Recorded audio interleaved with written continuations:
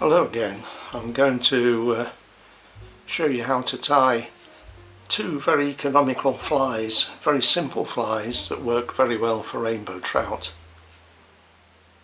I've used these over quite a span of years, and I like simple flies. Sometimes it's nice to tie something that's all complicated with umpteen stages, but it's quite satisfying to do something that's pretty cheap to make and works well and quite simple. So I'm using this sewing thread here, which that's the little label off the end. I got it from the local sewing and craft shop in Carlisle. It's in several sort of greeny biscuity shades. I find it doesn't really make any difference which one you get, they all work just as well. The only thing about this is goodness knows what it's like to sew with, because it's immensely delicate. So I'll start off as normal.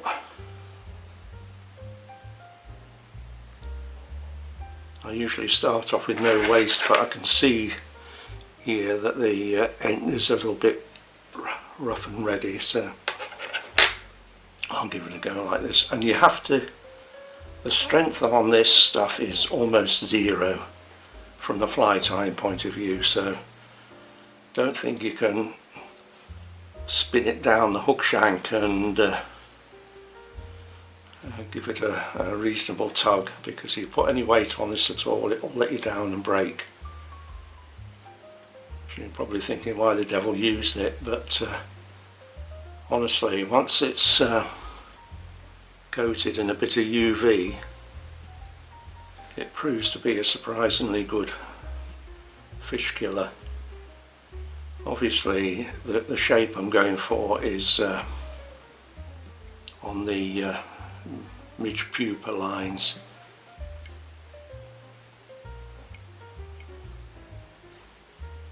And you can already see that a little bit of it is sort of to self-destruct. Don't worry about that, that's normal. I'm just going to let some of the twists on that spin out.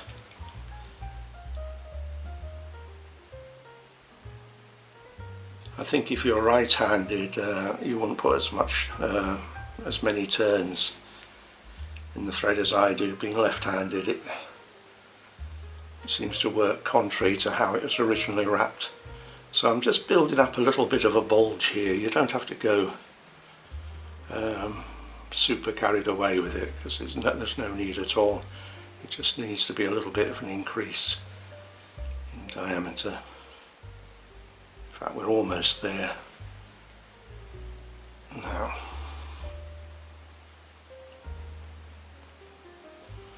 So,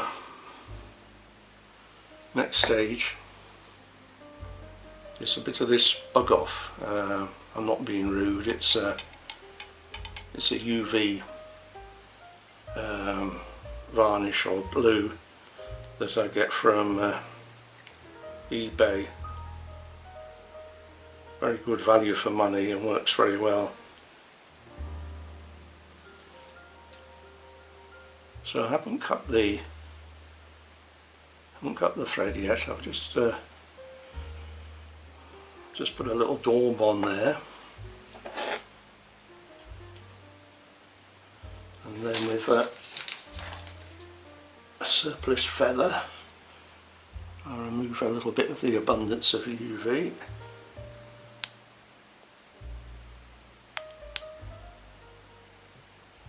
And I'll just set that.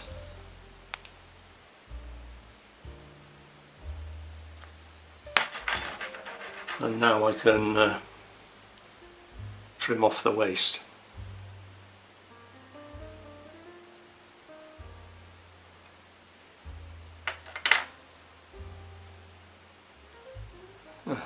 Right, I'm back filming again. The camera did its mystery routine of turning itself off for no good reason. So I've turned it back on. I've applied a little bit of UV varnish to the fly. I've now cut the tying thread, and now I'm going to put another coat of UV on it.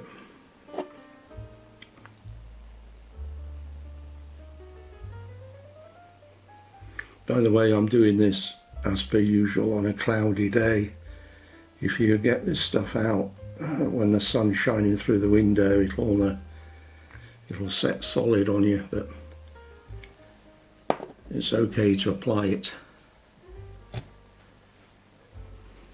And during the cloud it won't harden up, well certainly not immediately anyway. So on with the UV. Make sure when you're using a laser that you haven't got anything in the background that's likely to reflect it back in your eyes. Although this is supposed to be a safe laser, I would never trust anything that doesn't come from Europe with a proper testing certificate on it. Anyway, that's stage, or fly number 1. Really is surprisingly effective. By the way, this is on it's marked as a size 16 hook on the packet, but it's actually more like a 14 in reality. That's about the size that I find very effective. And how I fish that is virtually static, dead drift.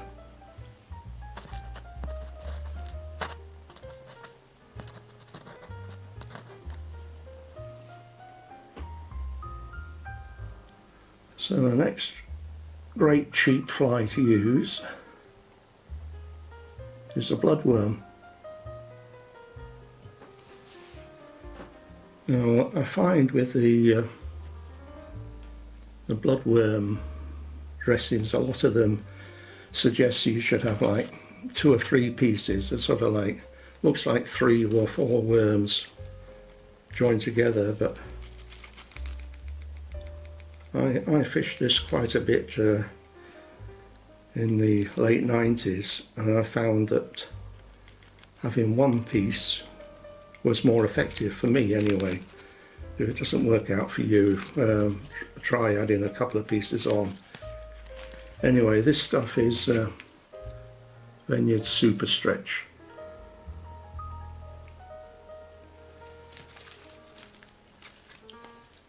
And I'll just cut off a small piece of that ready to use.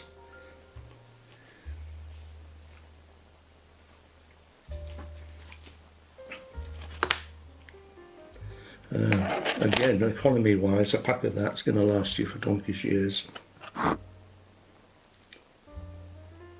Now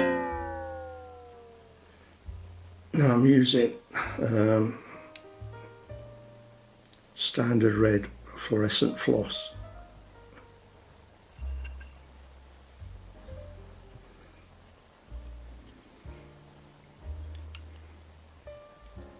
So trap the floss, go down the hook shank. That little bit sticking on the end doesn't bother anybody, it can stay there. And you can use this either weighted or unweighted.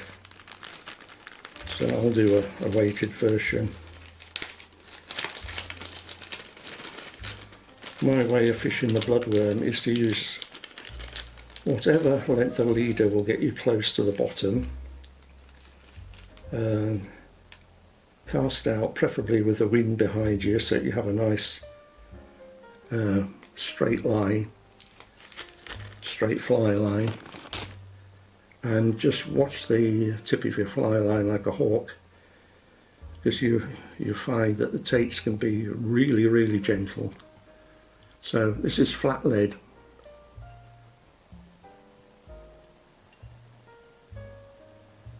This is hen's flat lead. It doesn't matter who makes it.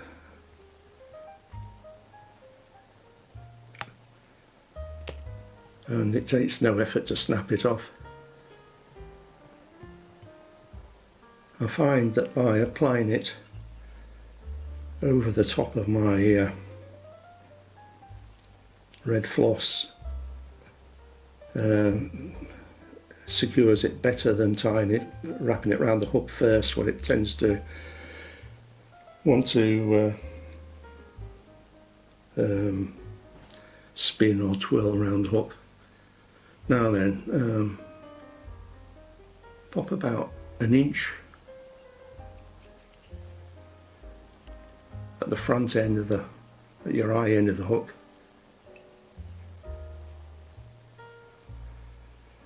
and then just wander down the body.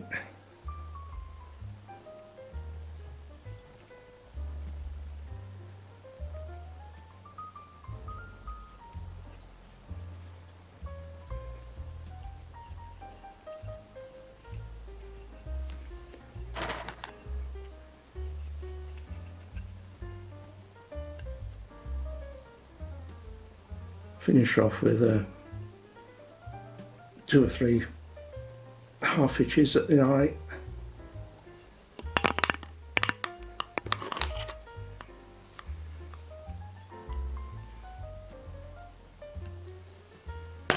Snip.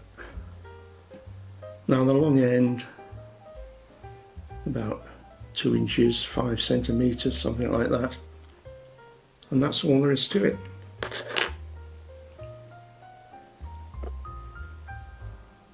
And just using a bit of rock hard or Vineyard's fly tying varnish will do, any sort of clear nail varnishy type varnish will do fine for the job.